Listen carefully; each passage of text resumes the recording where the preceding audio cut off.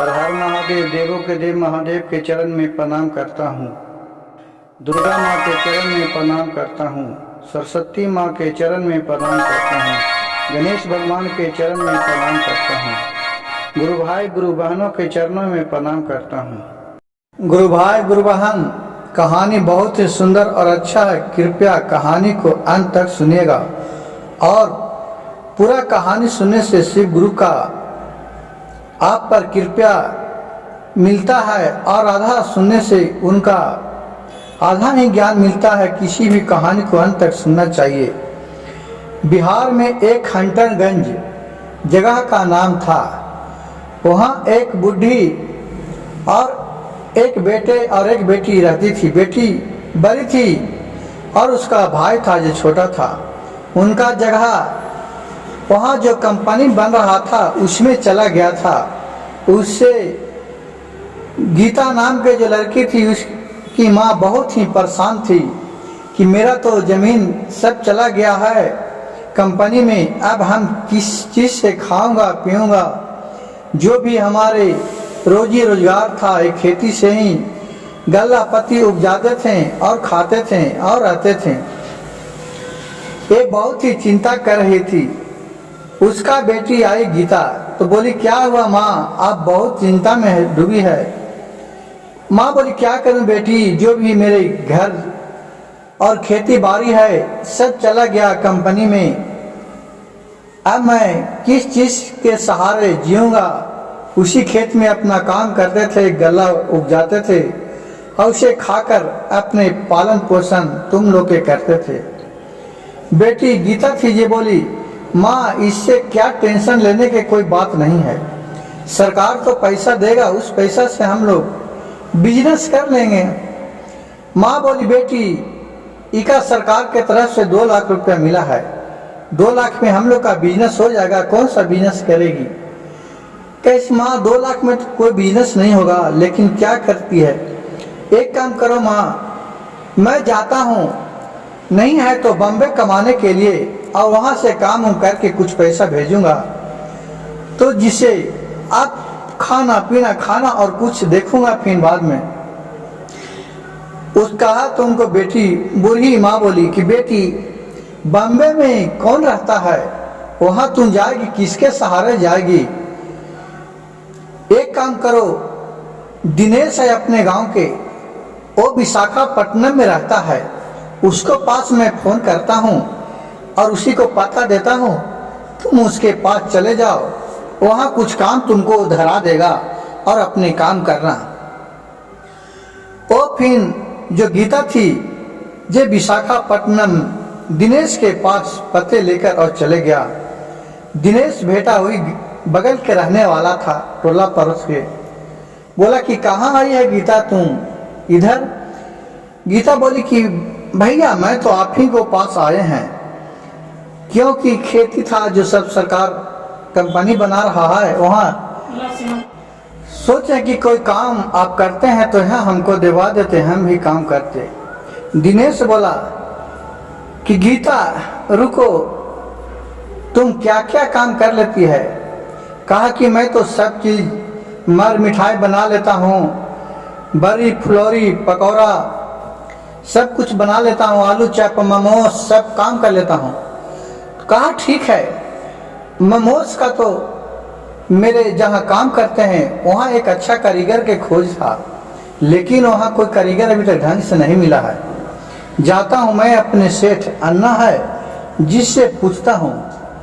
कहा कि ठीक है, और वो अपने रूम पर उसको रखाई और साथ में फिर खाना न खाई और लेकर गए अपने सेठ से। बोला अन्ना से कि ए भैया मेरे गांव के एक लड़की आई है, वो काम करने के लिए खोज रही है, आपके पास तो मोमोस बनाने वाले की कमी था और ये सब काम कर लेती है, बहुत अच्छा बनाती है, क्या इसको काम मिलेगा। अन्ना बोला कि हाँ हाँ जरूर मिलेगा, तो कितना वेतन दीजिएगा।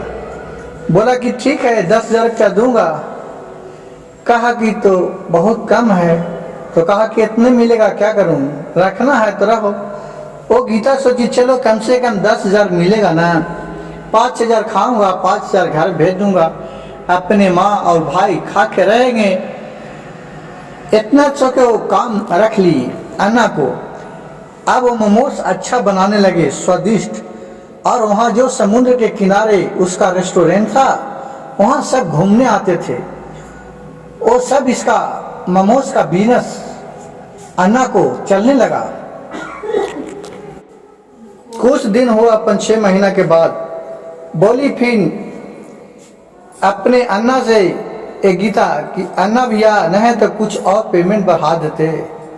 कहा कि नहीं नहीं पेमेंट नहीं बढ़ेगा, करना है करो नहीं तो जाओ। अब बेचारी क्या करे, कहाँ जाए। कहे कि ठीक है। और वो जो मोमोज रोज बनाती थी उसमें एक वहाँ डेली कुत्ता आता था, उसको 2 मोमोज कुत्ता को खिला देती थी।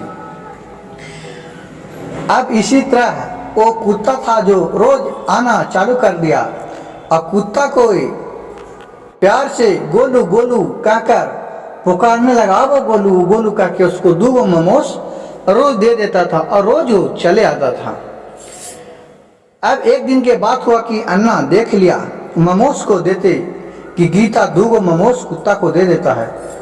अन्ना ने बोला कि तुम इस कुत्ते को मोमोज खिला देती है, मैं तुम्हारे का हराम क्या आता है, मैं तुमको रहा हूँ, तुमको पेमेंट दे ना रहा हूँ।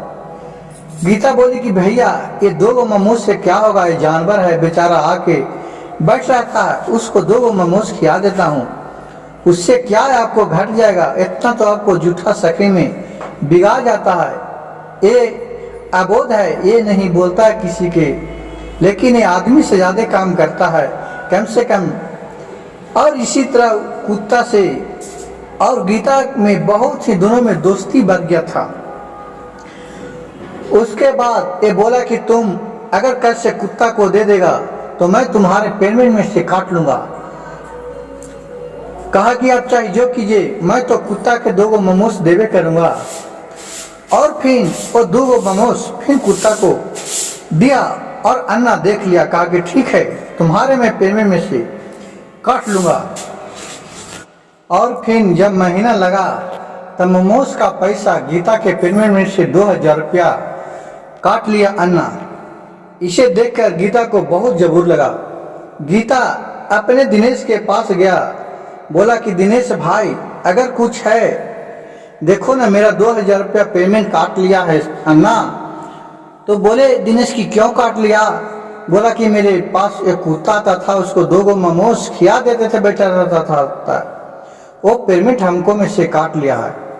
जब मैं काम नहीं करूंगा तुम कुछ मदद करो तो मैं कुछ दुकान खोल देता हूँ। तो कहिस दिनेश की मेरे तू दुकान खोलेगी तो उसमें तो बहुत सा पैसा लगेगा। कहिस कि ज्यादा पैसा नहीं, तो 5000 रुपया दे दो, 8000 रुपया पेमेंट हो गया है, मैं एक ठेला पर ही मोमोज बनाना चालू कर दूंगा। कहिस कि ठीक है लो, अभी मैं तो मैं घर जा नहीं रहा हूँ। वो अपना पेमेंट दे दिया 5000 रुपया और 8000 रुपया गीता के मिला था। दोनों मिल के पैसा मिला के और एक ठेला किना और उसी का रेस्टोरेंट के बगल में समुद्र किनारे जाके ठेला पर मोमोज बनाने लगा। इसका मोमोज बनाने का जो कला है ये था, बहुत स्वादिष्ट बनने लगा। और शाम के जो भी समुद्र किनारे घूमने जाता था पब्लिक लोग इसे को मोमोज खा के बाद फिर दोबारा खाने के लिए उसी के पास जाता था। और जितना रेस्टोरेंट में मोमोज खाता था वो ग्राहक सब इसके पास आ गया, क्योंकि इसका मोमोज का बिजनेस बहुत कस के चलने लगा। इतना चलने लगा कि जिसका कुछ कहा नहीं जाए। अब इस बात को देखकर अन्ना को जबूर आ गया कि मेरे सामने ही वो लड़की हमको बिजनेस में घाटा लगा रहा है। अन्ना आके बोला इसको से गीता से एक दिन, ये गीता तुम नहीं है तो हमारे चलो रेस्टोरेंट में काम कर लेना, तुमको मैं 2000 रुपया पेमेंट बढ़ा दूंगा। गीता बोली कि अन्ना भैया आप 2000 रुपया हमको पेमेंट बढ़ा दीजिए, उससे क्या होगा, मैं तो यहाँ 30,000 रुपया महीना कमा रहा हूँ, अब तुम्हारे में काम नहीं करूँगा रेस्टोरेंट में। बोला ठीक है, अगर तुम नहीं करेगा तो तुम यहाँ से तुम चले जाओ, यहाँ इस जगह पे तुमको नहीं मोमोज का ठेला लगाने दूंगा। गीता बोली कि क्या तुम्हारे जगह तुम्हारे बाप का क्या किन के धर दिया है पूरा समुद्र? कि नहीं हम करूँगा, मैं इसी जगह लगाऊंगा। कहा कि ठीक है। अन्ना गया, कहा कि इसको अब कुछ जुगाड़ लगाना है। गुरु भाई गुरु बहन, सोचिए कि दुश्मनगिरी, किसी को बिजनेस अच्छा चलने लगता है तो सगर हो जाता है। वो अन्ना था, वो एक बिहारी औरत पर देखिए कितना दुर्व्यवहार करना चाहा। वो गया, 4 गो गुंडा को भेजाया कि जाओ उसको धमकाओ और बोलो कि यहाँ से मोमोज हटावे, नहीं तो ठेला वाला सब मैं बिक दूंगा। शाम में 4 गो वहाँ से लुच्चे लफंगर लोग आए, बदमाश लोग, और मोमोज खाए और पैसा भी नहीं दिए। और बोली गीता से कि तुम कल से इस जगह पर ठेला नहीं लगाना, नहीं तो तुम्हें ठेला उठा के बिक दूंगा। कहा कि क्यों भैया, क्या हो गया? बोला कि ए अन्ना के आदेश है। कहा कि ठीक है, मैं लगाऊंगा, यहीं लगाऊंगा। और चुपचाप क्या किया कि अपने जाके पुलिस के पास कंप्लेन लिखा दिया थाना में जाके कि देखिए मैं बिजनेस कर रहा हूँ, ठेला लगाता हूँ, अन्ना मेरे धमकी दे के गया है और बोला कि यहाँ से ठेला हटाओ, नहीं तो तुमको जान मार दूंगा और सब भगवा दूंगा। 4 गो गुंडे मेरे पास आया था। फिर वहाँ से पुलिस उठ के गया, इसका कंप्लेन लिख के, और अन्ना को समझाया कि अन्ना भाई तुम इतना अच्छे आदमी हो, इतना जाने पहचाने हो, इस जगह के आप मानिंदे आदमी हो, रेस्टोरेंट के मालिक हो, आप उसको क्यों परेशान कर रहे हैं? तो अन्ना बोली कि मैं तो बोला कि तुम इस जगह से हट के दूसरा जगह लगा दो, तू नहीं लगा रही है। अन्ना से बोला कि पुलिस वाला कि देखो ये बिजनेस है, कोई भी कर सकता है, कौन भी कर सकता है, उसमें तुम दखल अंदाजी नहीं दो। तुम अपने रेस्टोरेंट खुला है, तुमको यहाँ से कोई ग्राहक तीर के तो नहीं ना हाथ पकड़ के ले जा रहा है। बाजार एक से नहीं बचता है, बाजार सबके लिए है, सबके लिए नियम कानून बराबर है। अपने तुम गलती को सुधार लो, नहीं तो ठीक बात नहीं होगा। फिर आनिंदे आपको पकड़ के कानूनी कार्रवाई आप पर किया जाएगा। तो फिर आप नहीं बताइए, आपको मैं चेतावनी दे रहा हूं। कहा कि ठीक है। अब अन्ना सोचा कि चलो इसको तो दूसरा उपाय करना है, ये अब नहीं ऐसे मानेगी। फिर गुंडे लोग के बोला, रात में जब बेचारी चली गई तो उसको ठेला उला सब तोड़ तार के हटा दिया। 4 बदमाश गया। सुबह में जब गीता गई मोमोज का दुकान खोलने के लिए तो देख रहा कि पूरा ठेला उसको टूटा हुआ है। अब उसी जगह वो बैठ के रोने लगा। जब वहां से फिर वही कुत्ता, जो कुत्ता के वो 2 गो मोमोज देता था, वो कुत्ता उधर से आया, बोल रहा है कि क्यों रो रही है गीता, क्या हो गया?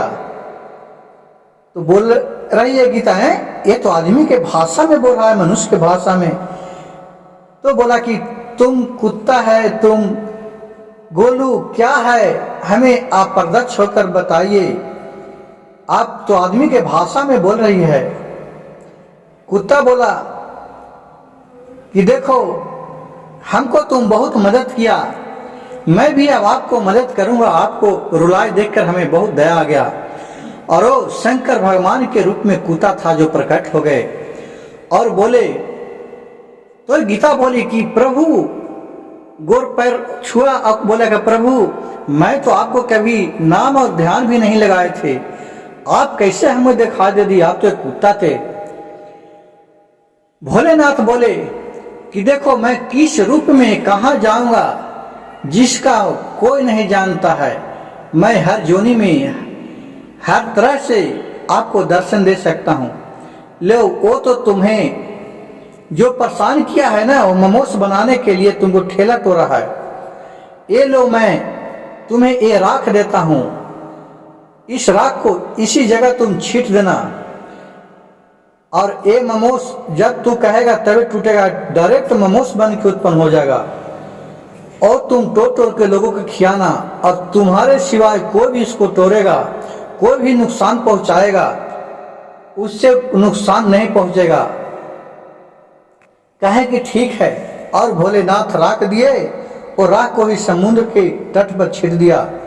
वहां देखते देखते 1 घंटा में पूरा मोमोस का पेस्ट तैयार हो गया और वहां से तोड़ के लाने लगे और यहाँ बेचने लगा। ना उसको बनाने का झंझट न कुछ, और स्वाद स्वाद ही जैसा के तैसा, जैसा पहले बनता था उससे भी स्वादिष्ट स्वाद आने लगा। पत्ते नहीं लगता था ये पेड़ में कि फरा समोसा है।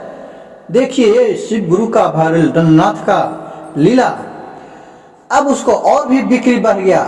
इसका देखकर अन्ना और भी चिंता होने लगा। वो कहा कि ये क्या हुआ, ऐसा हो रहा। वो फिर क्या किया कि रात में अपने राख जो कोयला जलाता था उसको राख लाया खूब और सोचा कि पूरा समोस पर जाके छीट देता हूँ, सब गंदा हो जाएगा तो अपने कल नहीं बेचेगा। वो राख ले गया पूरा मोमोस पर छीटा। लेकिन देखिए भोलेनाथ के कृपया, जैसी इस पर छीटा इस पर मैल बैठा बानी, उधर से समुद्र का तूफान उठा और पूरा दहा के लिए चल गया। फिर वहां से आया, फिर कहा कि इससे भी नहीं। फिर अन्ना कहा कि अब कैसे होगा। वो पूरा एक दिन जहर वाला लाया दावा और पूरा जहर का दावा छीट दिया उस पर कि इसको तोड़ेगा तो कोई आदमी खाएगा तो मर जाएगा। जैसी जहर के दावा छीटा और खूब मूसलाधार और बारिश होने लगा और आंधी तूफान चलने लगा। सब उसको जहर का प्रकोप धोला गया और समुद्र में दह गया। ये कहा कि अब ऐसे नहीं होगा। ये जो अपने आदमी था दिनेश, जो रेस्टोरेंट में काम करा था अन्ना के, उसको बोला रे दिनेश एक काम करो, तुमको इसको घर के पता लगाओ, इसको घर जाके इसको माँ बाप को तुम दवा खिला दो कि जिससे बीमार पड़ जाए। कहा कि नहीं नहीं ये तो मैं नहीं कर सकता हूँ, क्योंकि वो कौन सा गलती हमको किया है। अन्ना ने धमकी दिया दिनेश को कि अगर तूने नहीं किया तो तुझे मैं नौकरी से निकाल दूंगा और तुमको यहाँ कहूँ नौकरी भी करने नहीं दूंगा। कहा कि और इसके बदले तुम अगर उसको दवा खिला देता है बीमार पड़ जाएगा तो गीता घर चल जाएगा, जिससे इसका बिजनेस यहाँ खत्म हो जाएगी और इसके बदले में तुमको मैं 1 लाख रुपया दूंगा। अब ये बेचारा शक दम में पड़ गया, अब करे तो क्या करे। नौकरी के सवाल है, 1 लाख रुपया भी देने का प्रलोभन कर दिया। कहा कि ठीक है। अब फिर इसको घर में गया और वहाँ मिठाई में दवा मिलाकर दिनेश उसके माँ और भाई को खिला दिया और फिर वहाँ से चले आया। उसके माँ और भाई के कस के तबीयत अब हो गया। फिर यहाँ से फोन गया गीता के पास, तो गीता वहाँ से दौड़ी उड़ी अपना ट्रेन बैठी और तुरंत घर आया। अपने माँ और पिताजी को इलाज, माँ और भाई को इलाज करवाने लगा, लेकिन उसको कुछ हल्का हल्का सुधार होने लगा, कुछ ठीक नहीं हुआ था। ये अन्ना क्या किया कि उसी रात को ले जाके रोलर ट्रैक्टर और उसको खेत को जोतने लगा। एक दिन से जोतते जाता था, एक दिन से उठते ले जा रहा था, एक दिन से जोतते जा रहा था, एक दिन से उठते जा रहा था। लेकिन उस पर भी इसको कहा कि आज तो पूरा इसको उखाड़ ही दूंगा। फिर भोलेनाथ कहा कि ये अब ऐसे नहीं मानेगा, इसको तो बहुत ही ये दुष्ट निकला। वहां भोलेनाथ प्रत्यक्ष खड़ा हो गए और रोलर को पूरा ट्रैक्टर को ऊपर उठा दिए जमीन से। अब वो चिल्लाने लगा और वहां से ले जाके समुद्र में पटक दिए। अब वहां उब डूब अन्ना होने लगा। अब बोले बचाओ बचाओ बचाओ बचाओ। भोलेनाथ बोले कि तुमको कोई नहीं बचाने वाला है, तुम बहुत बुरा आदमी है, तुमने दूसरे को बुराई देखा, तुम्हारे पास क्या चीज का कमी है ये तुम इसको सता रहा था। कहा भोलेनाथ आप हमें बचा लीजिए, अब मैं ऐसा गलती नहीं करूंगा। कहा कि बोलो तुम आज के दिन से गीता को नहीं सताएगी ना। तो बोले कि नहीं नहीं अब हमको जान बख्श दीजिए, मैं नहीं सताऊंगी। और फिर बोले कि ठीक है, जिस तरह से उसको जौन सामान था उसको तूने तोड़वाया है, उसको जो काउंटर था उससे अच्छा काउंटर बनवा के तुम दो। कहा कि ठीक है निकाल दीजिए। भोलेनाथ बहुत गिड़गिड़ाने लगा। फिर भोले बाबा तो अभरदानी दया बरसाने वाला है, उनको दया आ गया, वो वहाँ से अन्ना को निकाल दिए। फिर अन्ना आके और उसको खूब जितना भी काउंटर था चुरवाया था उससे अच्छा काउंटर बनवा दिया। और फिर भोलेनाथ उसके घरे जाकर उसके माँ और भाई को ठीक कर दिए और सारी कहानी कह के भोलेनाथ बता दिए कि तुम्हारे पास अन्ना ऐसे ऐसे किया था। अन्ना को सबक सिखा दिए और फिर सब कोई भोलेनाथ के चरण में गिर गए और धूमधाम से शिव चर्चा कराए घरे। और फिर वहां से गीता विशाखापट्टनम आई तो वहां देख रही है कि अपने अच्छे तरीके काउंटर बना है और फिर अपना वहां दुकान खोल दी और वहां अच्छे तरीके रहने लगे। गुरु भाई गुरु बहन, इस कहानी से हमें यह सीखने को मिलता है कि भोलेनाथ सब अवघरदानी किस रूप में कहाँ मिलते हैं जिसका कोई नहीं जानते हैं। अगर जिसका दिल साफ हो तो सब कुछ साफ हो। हर हर महादेव, घर घर महादेव।